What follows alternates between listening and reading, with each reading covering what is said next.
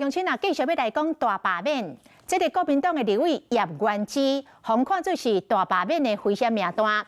罢免团体绕境的行动，今仔日就为新北市邦桥叶元之的选区来出发。民进党的立委嘛来到路口来催票。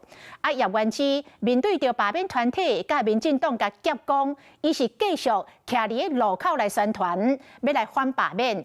有支持者甲加油，嘛有反对者甲呛声。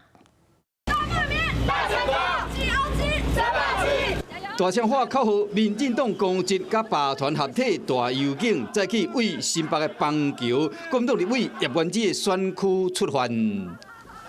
我们罢免是为了要改变、修正我们曾经犯的民主错误，投下罢免同意票，这是台湾重新开机的一个非常重要的时间点。民进党秘书长林佑昌、立委苏巧慧嘛来伫讲台参香祈求顺利。罢免行动为透早7点半就开始啊！我一舰队这民进党的立委。 伫路口催票，甲罢免团体分进合境。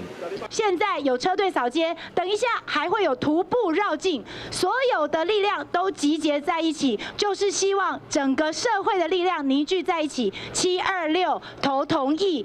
民意罢团甲民进党直冲选区，叶元之继续徛伫路口，甲选民握手致意，无要互外界影响到伊的心情，也无现场意愿发生小插庆。 这边讲，不要用，吐我口水了。反对民众特别停落来表达意见，叶元之嘛是笑笑啊伫应对。这个负责人手比倒战愈讲愈激动，乌多摆无完全的动点，这个冲突嘛互叶元之真无奈。台湾现在就变得很撕裂，因为政客要搞仇恨，你的罢免就是这样，报复式的罢免。 大罢免已经到最后的阶段，双方的火药味是愈来愈高。